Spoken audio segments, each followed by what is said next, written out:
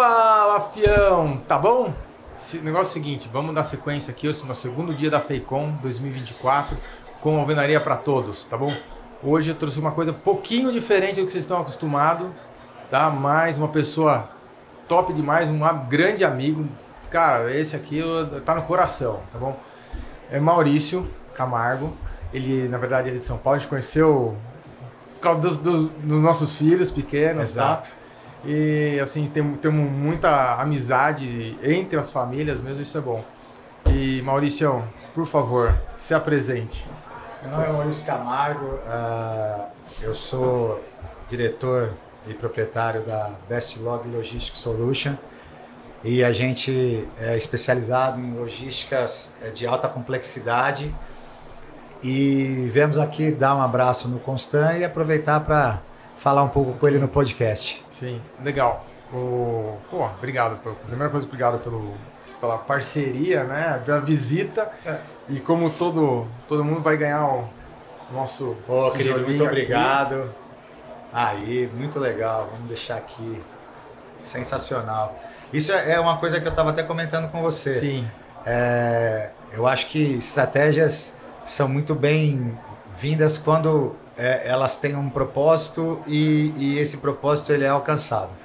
Eu andando pela feira, eu vi vários estandes dando brindes, fazendo algum tipo de ação promocional, mas quando eu olhava o que eles estavam dando ali, para mim não era uma coisa que me atraía. Mas como você sabe, o brasileiro é um tipo de pessoa que ele não pode ver uma fila que ele quer ficar. Quer entrar.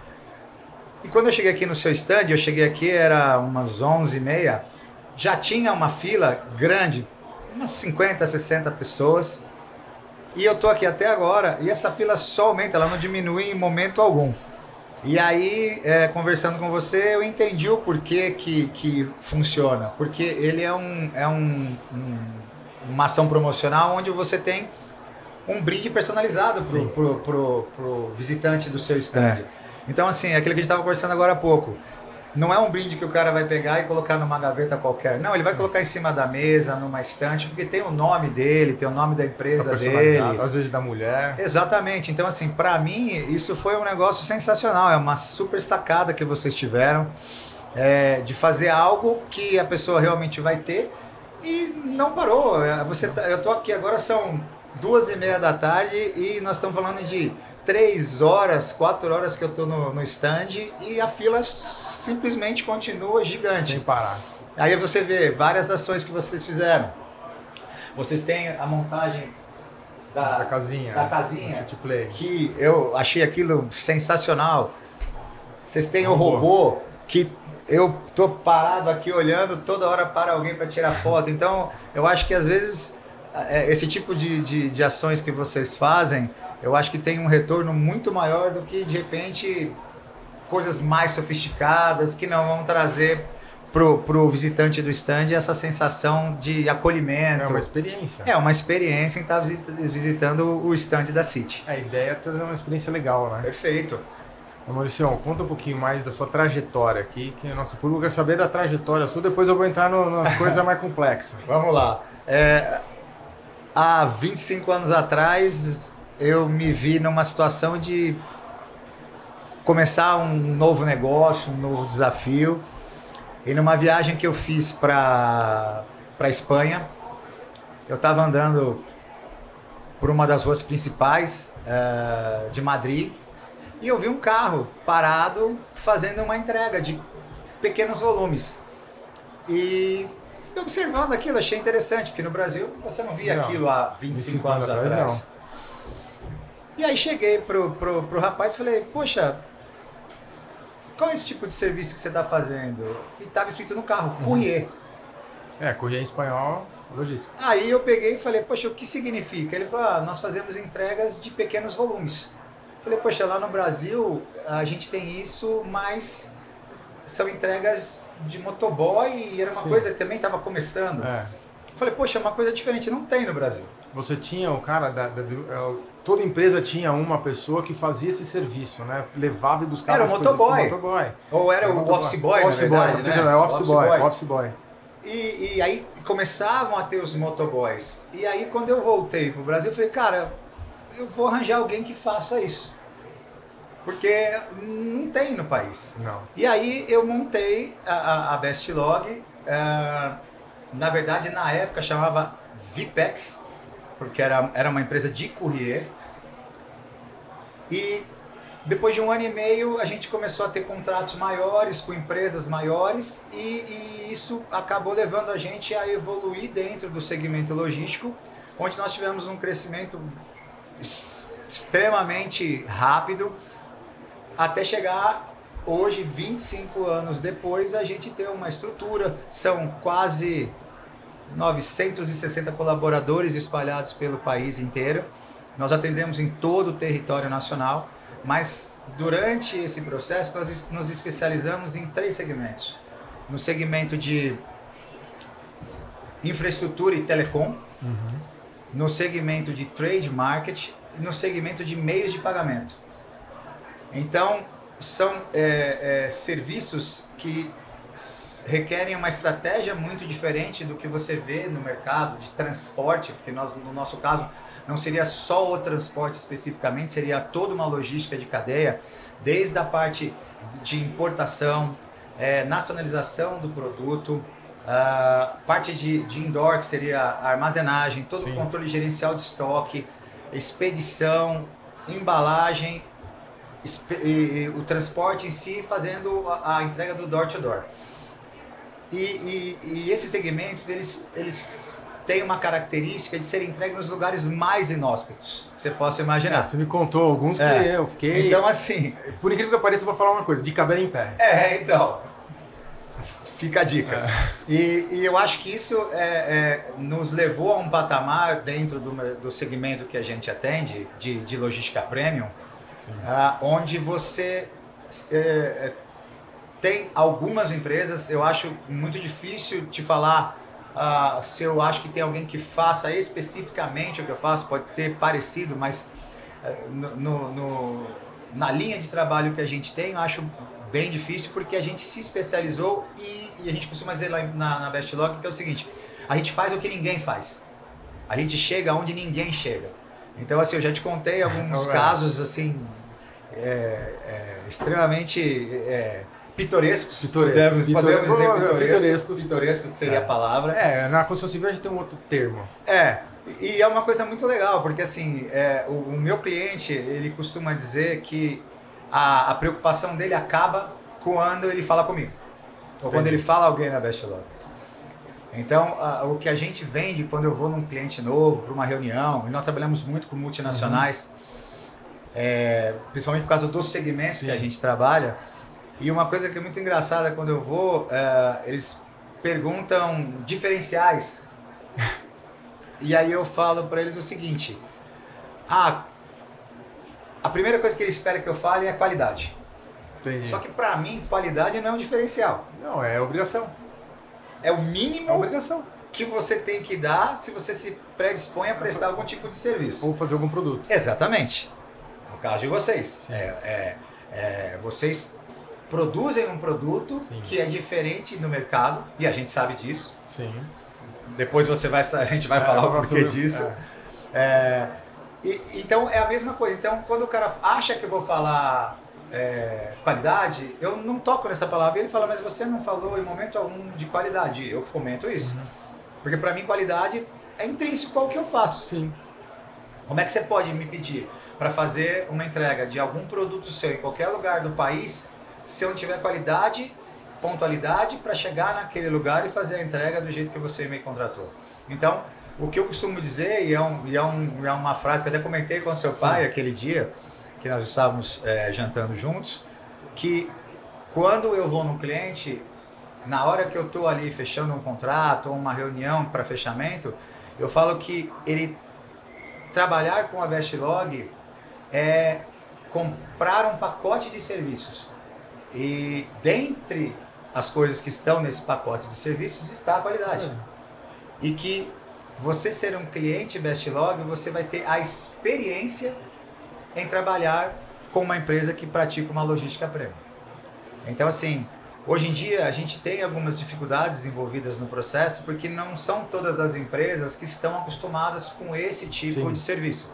Então, hoje, como tudo no país, você tem empresas que vão te cobrar 10 e tem empresas que vão te cobrar 5. Sim. Agora, você tem que saber dentro da sua estrutura de empresa o que é mais interessante para você. Eu costumo dizer que não adianta o cliente focar só na questão valor. Ela tem que levar em consideração o pacote de serviços que vem embutido com aquilo. Basicamente, o que você está me falando é que você vende segurança pro cara. Exatamente, é o que você faz. Quando você segurança. vende um produto seu, Ele pode dormir, deitar na cama e dormir sozinho, sossegado. e é o que eu falo. Dorme, deita no travesseiro e dorme. A função do meu cliente é falar comigo. Sim. Depois que ele falou comigo, vai Vai. viajar, vai levar a curtir. esposa para jantar, né? Cuidar dos filhos, que aí já não é a responsabilidade dele. Sim. É uma responsabilidade nossa. E hoje a gente conseguiu se segmentar fazendo esse tipo de serviço que realmente o mercado não tem. Ele é muito carente desse tipo de serviço. Hoje se tem muito transporte fracionado, existem várias empresas grandes do segmento. Eu não faço esse tipo de serviço, não é algo que está enraizado dentro da estrutura da Vestlog. E com isso a gente conseguiu realmente segmentar um nicho de mercado que estava extremamente carente. Eu acho que é o que eu posso te dizer dentro da minha trajetória dos últimos 25 anos. Tá, vamos lá. Quais são os... Isso que talvez seja curioso e legal falar. Quais são os tipos de produto mais inusitados que você já transportou, assim? Você sabe que eu costumo brincar lá na empresa que é o seguinte, me pagando bem eu transporto até a mãe da pessoa. Mas assim, como nós trabalhamos com empresas grandes, eles têm todo tipo de produto e eventos. Então eu lembro que a gente atendia um cliente na época e eles transportavam aparelhos de radiotransmissão. Ah, Nextel. sim. Posso falar porque ela não existe mais no mercado. Não estou fingindo nenhum termo Não. contratual.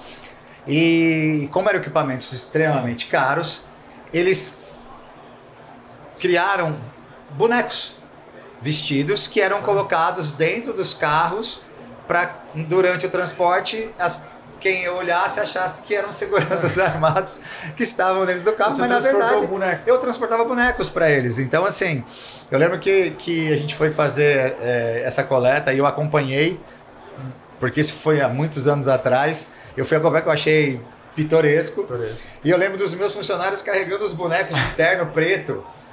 E Com sua segurança. como se fossem pessoas de verdade, e todo mundo parando, olhando. A gente estava dentro de um centro empresarial, ali no Senesp, em São Paulo. Conheço. E a gente carregando aqueles bonecos gigantes, um atrás do outro, e todo mundo parado olhando sem tá entender acontecendo? nada. O que está acontecendo? Porque não era nada embalado, eram bonecos vestidos, é como se fosse um ser humano. Então, assim, posso te dizer que eu já transportei obras de arte, já transportei casa, já transportei empresas. Como nós sempre tivemos clientes grandes, e esses clientes normalmente mudam de centro empresariais, de escritório. né? E aí eram aquelas mudanças de 5, 8 andares que você tem que fazer, porque você fala, pô, Maurício, mas você faz mudança? Não, eu não faço mudança. Mas para o meu cliente eu faço o que ele pedir. Entendi. Porque na cabeça dele, se eu sou o operador logístico dele, eu tô ali para resolver qualquer problema que ele tiver. Sim. Independente do que seja. Você entendeu? Vou te falar, lembrei um agora. Na época que a gente trabalhava com a Nextel, o presidente da Nextel tinha cachorros. Tá. E ele tinha... Muitos. Não, ele tinha 3 cachorros. E ele tinha uma casa em Ilhabela. E ele viajava constantemente para lá, mas ele não gostava de levar os cachorros no carro dele. Tá. E aí ele nos contratava para nós pegarmos os cachorros dele, colocar no carro. O carro tinha que ser um carro Sim. de passeio, com banco de couro e ar-condicionado. E a cada 1 hora nós tínhamos que parar o motorista para descer com o cachorro, dar água e deixar o cachorro fazer xixi. Então assim, o que tem a ver a minha empresa transportar cachorro? Nada. Mas o meu cliente pediu. Ele era o presidente do banco. Aí não tinha jeito. Você concorda? Então, assim, são transportes que você vai pegando na sua cabeça, e com certeza tem muitos mais que eu já devo ter feito nesses 25 anos. Mas, assim, tem alguns que realmente são marcantes. E eu acho que tudo isso faz parte de você ter a experiência de trabalhar com aquela empresa. Que eu acredito que deva ser a mesma coisa que o seu cliente da City, quando você vai numa construtora, fechar um contrato, o cliente pode chegar para você e pedir para você desenvolver um produto para ele. E eu tenho certeza que, se for possível, a City vai fazer esse desenvolvimento de produto. Já chegaram algumas coisas que eram realmente assim, cara, isso daqui não dá para fazer. Mas te garanto que, se der, você faz. Faz. Por quê? Porque se você, e eu imagino, né, conhecendo a sua família como eu conheço, eu imagino que, se for algo viável de ser feito, a gente faz. Pela estrutura de empresa que vocês são, e eu posso dizer porque eu já visitei pessoalmente a convite do seu pai, a sua empresa, e eu fiquei impressionado, junto com o seu irmão, fazendo a visita lá na cerâmica, do grau de tecnologia embarcado dentro da sua empresa. O contato humano ali, ele é praticamente mínimo. Sim. É tudo automatizado. Que a primeira pessoa que vai pegar o nosso tijolo é o pedreiro na obra. Então, assim, eu achei aquilo sensacional. Eu vou te ser sincero, eu nunca tinha entrado numa cerâmica daquele porte. Eu já tinha, você sabe, nós temos outros amigos ceramistas em comum, já tinha ido em outras cerâmicas, mas, assim, igual a de vocês, realmente, eu fiquei impressionado. É coisa de primeiro mundo. Eu fico imaginando, e foi uma coisa que eu comentei com seu pai, o quanto vocês devem ter trabalhado para chegar naquele grau de sofisticação e tecnologia embarcada para produzir a quantidade que vocês produzem, com a qualidade e o diferencial que vocês fazem, né? Então, não é só ter quantidade, não. É ter um produto que realmente você sabe que você vai poder usar em qualquer tipo de obra e que você não vai ter problema. Você faz um tipo de produto estrutural que, para mim, quando eu vejo o seu produto e eu olho o outro de um outro fabricante, você consegue perceber facilmente as diferenças, né? Então, isso, para mim, eu acho que fala muito sobre a sua empresa. A gente não comentou aqui que você começou por hobby e depois você virou construtor. Sim. Então, na verdade, assim... Essa história pro nosso público aqui é legal, porque tem muita gente que tá nesse barco aqui. Não, e você sabe que, assim, né? Sim. É uma coisa que eu falo para as pessoas. A gente percebe quando as pessoas são empreendedores, quando elas têm o diferencial de ir atrás. Nos momentos onde as pessoas enfrentam dificuldades, é onde você se sobressai em cima de uma pessoa que talvez não tenha essa vantagem.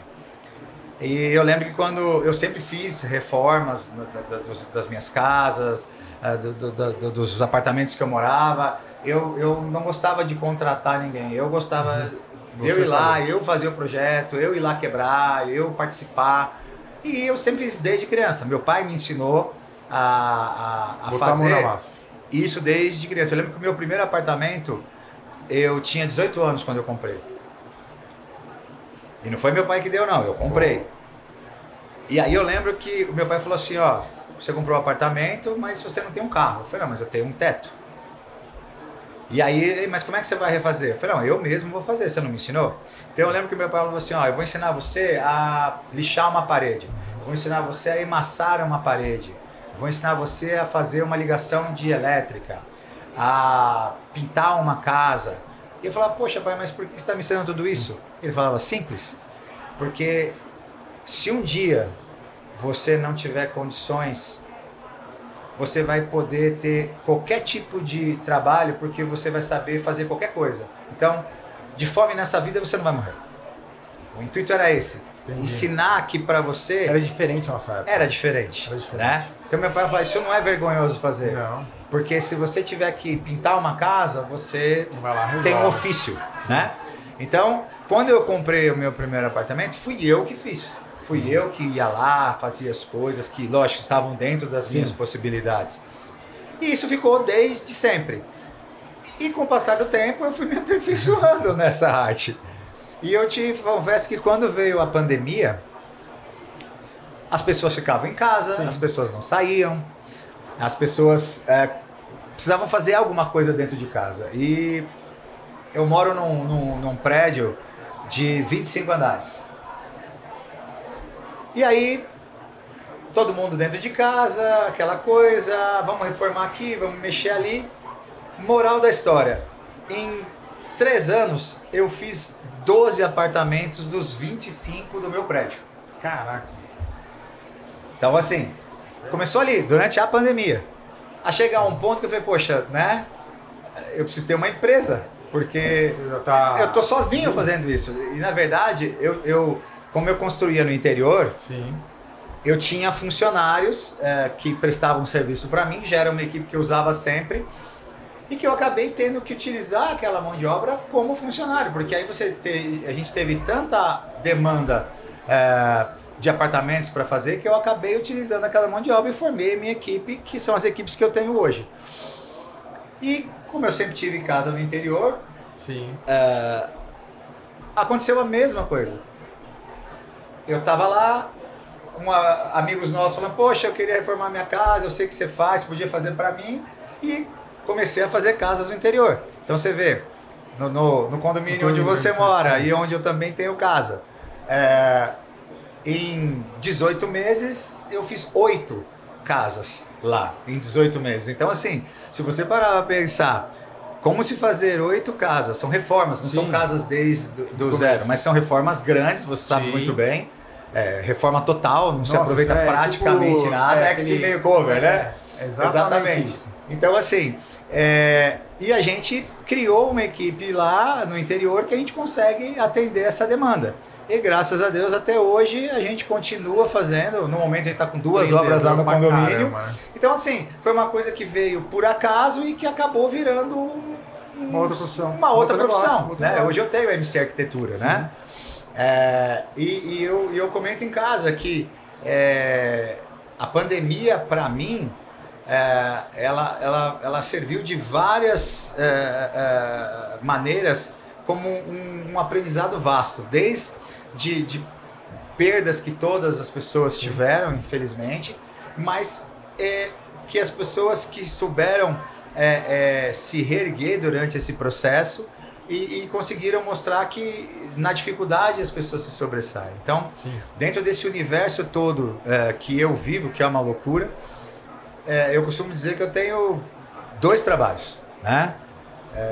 E que para mim é extremamente prazeroso. É fácil? Não é, pode ter certeza disso. Mas é extremamente prazeroso, isso não há do que dizer. E falando isso daqui, agora, eu queria uma análise sua, só para o pessoal, nosso Bruno, entender. Esse cara tem uma logística muito top, muito diferenciada, e trabalha na construção civil. Resumido, cara, 2 mundos que precisam andar melhor, né?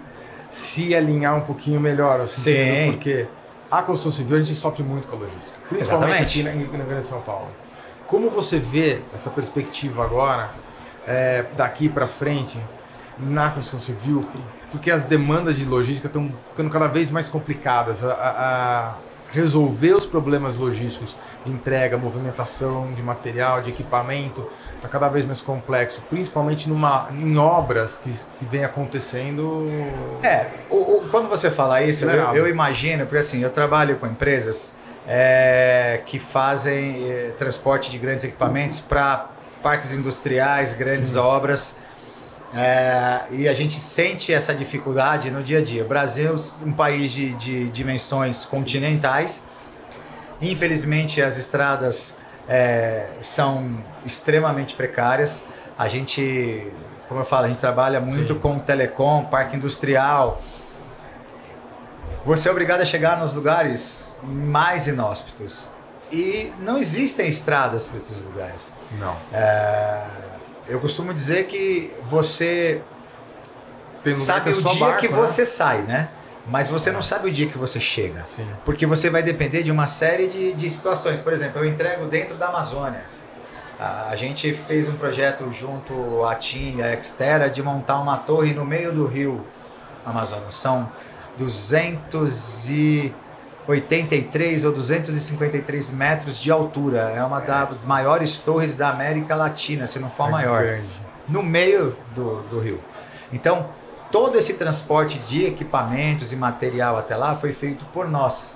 Só que a gente chegava num determinado ponto, dali o transporte era feito pelos índios. Para entrar dentro das reservas indígenas, você tinha que fazer um acordo com os índios e contratá-los para poder entrar lá dentro. É uma maneira de sobrevivência deles, obviamente. E uma maneira de a gente ter a segurança, porque você tem muito invasor dentro das terras indígenas.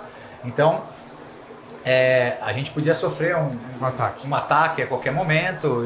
Então, além deles nos ajudarem, eles nos davam segurança também. Então, quando você me pergunta das dificuldades,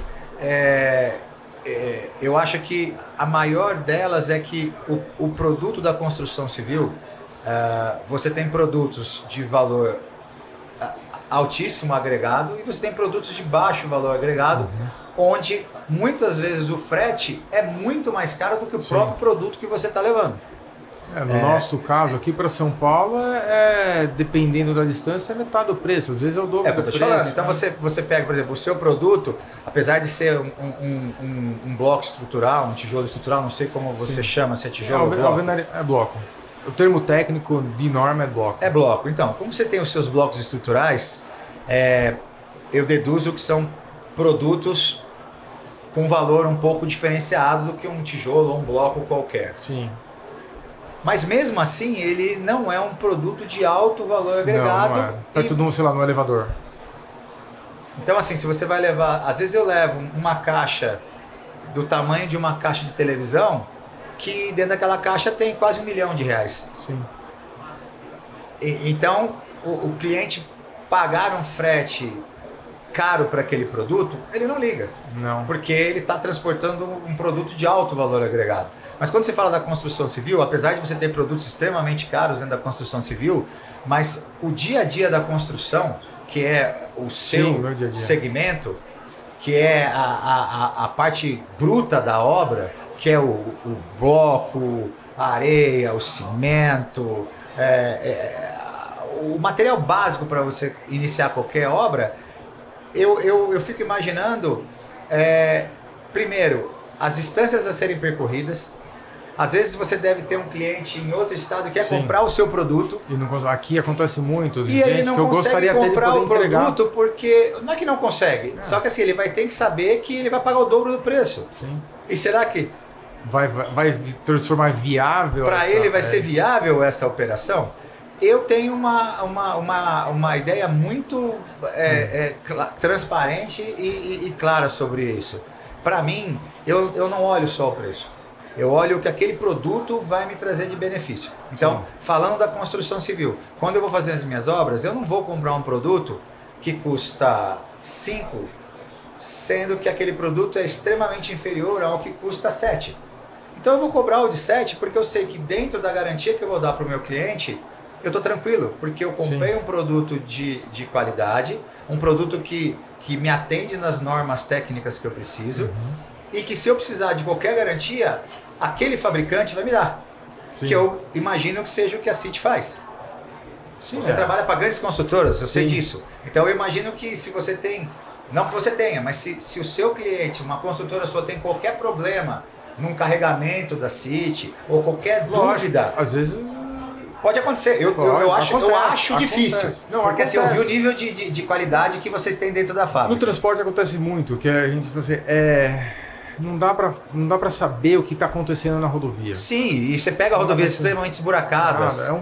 Então, rodovia é complicado, a descarga é complicada. Exatamente. A realidade dos canteiros de obra estão cada vez menores, mais altos, mais complicado. Então, essa Perfeito, realidade, isso mesmo. a complexidade eu só vejo aumentar. É o que eu falo. Então, assim, quando você pega esse nicho de construção civil que você atende, eu imagino como é para você, sabendo que você tem um produto premium, que você pode vender esse produto premium no Brasil inteiro e que fatalmente você teria clientes espalhados no Brasil inteiro e muitas vezes você não consegue efetuar essa parceria porque o transporte, a logística envolvida para você atender aquele cara é humanamente impossível do cara pagar. Imagina que uma construtora está construindo um condomínio de 10 torres, vai precisar de X milhões de blocos estruturais. E se ele comprar de um fabricante na região dele, vai custar 10, se for comprar a sua, vai custar 30. Sim. Como é que ele dilui isso dentro do custo de construção dele? Não sei. Eu não sei. Eu não posso te falar porque, como eu te falei, vai depender muito do delta do cara. Exatamente. Né? A minha imersão no mundo da construção é um pingo dentro do seu oceano. Mais ou menos. Você entende? Então, assim, não adianta eu posso imaginar o que seria para você, porque, como você falou, eu tenho 2 universos, o da logística e o da construção. Sim. Então, eu posso imaginar o que você sofra. E o que me deixa mais, assim, indignado é saber que uma empresa como a sua, com um produto e com a experiência que é trabalhar com vocês, eu vejo o dia a dia da empresa de vocês como funciona, eu vejo a dedicação e o amor que vocês têm em fazer o que vocês fazem. Você sabe que eu adoro conversar com seu pai. Sim. Seu pai é uma pessoa... É uma peça. Esse final de semana que eu encontrei com ele, eu falei para ele, apesar de todas as dificuldades que ele possa ter passado na vida, eu nunca vi seu pai com a cara triste. Nunca vi. Mesmo nos momentos mais difíceis, ele pode estar batido, mas ele está sempre com um sorriso no rosto, ele está lá tentando puxar. E eu fico imaginando na cabeça dele, sabendo que vocês têm um diferencial muito grande de mercado e saber que vocês poderiam triplicar, quadruplicar o faturamento de vocês se vocês pudessem atender com mais facilidade, com um custo financeiro aceitável, o quanto isso alavancaria o faturamento da sua empresa, né? Aí você fala, poxa, você para pensar, poxa, será que de repente eu não posso abrir uma unidade de uma fábrica num outro estado para atender no meio do caminho? Não sei, eu não sei se existe essa viabilidade ou não, ou se isso é factível de ser feito, você entendeu? Na minha cabeça, eu acho que, isso eu aprendi com meu pai, eu acho que quando você se prontifica a ter um negócio, independente do que seja, do tamanho que ele for, o olhar do dono, a função do proprietário estar dentro, faz um diferencial muito grande. Então, assim, eu imagino se eu montasse uma unidade da minha empresa em outro estado, como seria? Porque a pessoa pode ter o treinamento técnico que for. Está com a cultura da empresa. Exatamente. Mas ele não é você. Você entende? Ele não é você. É isso mesmo. E não adianta. Ele não vai saber... Ele não é um Camargo e ele não é um Frolini. Não. Correto? Correto. Então, assim, ele, por mais que ele esteja naquela imersão da empresa, ele não é você. Será que na hora que você investir lá milhões para uma unidade, aquele cara vai saber fazer isso? Você entende? Não sei. Eu realmente não sei. É uma coisa que teria que ser avaliado e é uma coisa que eu não consigo atingir no momento. O que eu posso dizer é que, assim, as dificuldades que eu imagino que você sofra são as mesmas que eu enfrento. A única diferença é que eu transporto produtos de alto valor agregado e o meu cliente não se incomoda em pagar para aquilo que chegue com segurança no destino. Já no seu caso, eu acho que o cliente... Alguns clientes podem até fazer. Acho que tem alguns que existem alguns clientes que já conseguem fazer isso. Mas se você pegar, como a gente comentou agora, a extensão territorial do Brasil... É muito seriam muitos clientes que poderiam ser atendidos pela CIS, você entende? E eu duvido que... Aí já teve experiência de ter uma fábrica num outro estado? Então, a complexidade está exatamente nisso que você falou. Não é a gente, não era a gente que estava lá. Não é? Não dá, então assim, perdi a qualidade, teve problema de roubo, aí eu enganava, problema de sócio. E é o que eu falo para você. Temos outros amigos ceramistas em comum.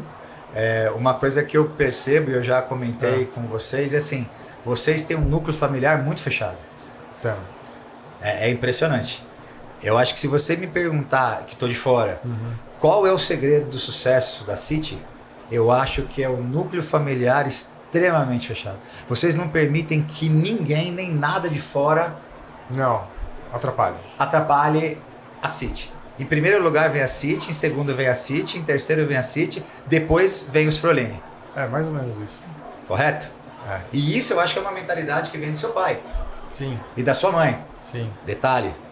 Então, assim, meu pai pode ser a cabeça, mas ela é o coração. Exatamente. Então, assim, eu acho que isso que eu vejo em vocês, e eu já comentei isso até com o seu pai, eu acho ele um modelo de pai sensacional, porque ele consegue passar para os filhos o real valor do que é importante na vida. Obrigado, mano.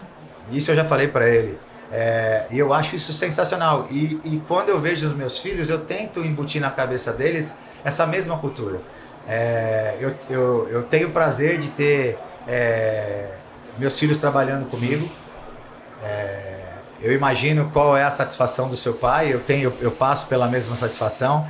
Obviamente meus filhos são bem mais novos, mas eu imagino daqui a alguns anos eles na mesma posição de vocês, de estarem ali seguindo um legado, você entendeu? Sim. Então acho isso assim fantástico e me emociona quando eu vejo a história de cada um, você entende? Dentro dessa minha trajetória, eu espero poder chegar daqui a alguns anos e poder estar sentado com você e te falar, ó, lembra quando a gente sentou para bater um papo Sim. na FEICOM 24? Que nós falamos isso. Ó. Hoje a realidade é outra, hoje eu tenho meus filhos assim, hoje eu tenho a empresa assim. Está estruturada, sabe? Exatamente. Legal. Então, assim, primeiro, queria muito agradecer. Vou tentar seguir o legado e não perder o rumo, né? Sem dúvida. O rumo é então, assim, primeiro eu gostaria muito de agradecer você pelo convite. Me sinto extremamente lisonjeado. Calma, tem uma pergunta mais importante por favor, aqui. Então diga aí. Qual foi o maior perrengue ou engraçado, coisa assim, que aconteceu numa obra sua e, como no seu caso, duas empresas, você já falou algumas, né? Sim. Na logística. Na logística eu comentei com você dessas coisas. Obra é uma caixinha de surpresa, né? E quando você pega obras que você tem um projeto e você constrói do início ao fim, a probabilidade de você ter surpresas são bem menores porque você está com o projeto desde o início. Quando você pega reformas, eu costumo dizer que os Kinder Ovos vão aparecendo. Então você pega uma casa, a maioria delas não tem planta, você não sabe o que tem, aí você faz um projeto, e aí quando você começa a fazer o projeto, você vê que nada daquilo que você imaginou vai funcionar, porque onde você achou que tinha uma viga não existe, onde você achou que tinha uma coluna não existe. E aí você, então no mínimo a casa foi construída com blocos, com blocos da cerâmica assim, que são estruturais. Não tem. Eu sei. E aí, meu querido, você é obrigado a fazer milagres. Sabe qual que é a minha máxima da construção civil brasileira? Essa aqui é a máxima. Sabe por que a construção civil para de pé, a brasileira? Só tem um motivo. Por quê? Fé. Boa. Eu vou te falar que a obra mais engraçada que eu acho que eu fiz, assim, que me surpreendeu, talvez, é que eu fui fazer a reforma de uma casa e quando a gente começou a quebrar, essa casa não existia colunas e não existiam pilares. E aí quando a gente começou a quebrar, a casa começou a ceder. Aí nós simplesmente tivemos que fazer o quê? Botar vigas estruturais de ferro na casa inteira, para segurar a casa de pé. Só que quando você olha a casa, você não vê essas vigas. Caramba. Mas se você olhar por cima da laje da casa, você vê várias vigas gigantes travando a casa inteira por cima e pelas laterais. Transformar a casa em um container. Exatamente. Eu fiz uma estrutura metálica para segurar a casa de pé. Então, assim, eu acho que para resumir, você tem vários casos de coisas engraçadas. Mas assim, uma coisa que me chamou a atenção é isso. Eu tive que fazer uma casa dentro da casa para segurar aquela casa. E se alguém vê, ninguém sabe que aquilo está lá. Isso eu acho que é o mais engraçado de tudo, porque... Sim, depois você conta de quem é. Você sabe quem é, eu não posso te falar nesse momento. Mas ele também não sabia, hein? Ah, é? Ele também não sabia, ele também foi pego de surpresa. Eita. Mas o importante é que deu tudo certo. Então, assim, eu sei que você está com o tempo super estourado, tem outras pessoas para você atender, mas obrigado, gostaria muito de agradecer você pelo convite, sinto-me extremamente lisonjeado. Queria agradecer a você e a sua família. Deixa suas redes sociais aqui também, lembra de deixar. A gente tem aqui a Bestlog, a @Bestlog e a MC-Arc do Instagram. E estou à disposição, caso vocês precisem de mim, podem me chamar novamente. Querido, muito obrigado por tudo, viu? Viu, pessoal? Então é isso aí. Maurição aqui contando umas histórias sensacionais. Obrigado aí a parceria e logo, logo estamos de volta, tá bom? Lembre-se de, então, curta, compartilhe, comente, sem restrições, esses vídeos aqui, tá bom, pessoal? Um abraço. Valeu, pessoal. Tchau, tchau.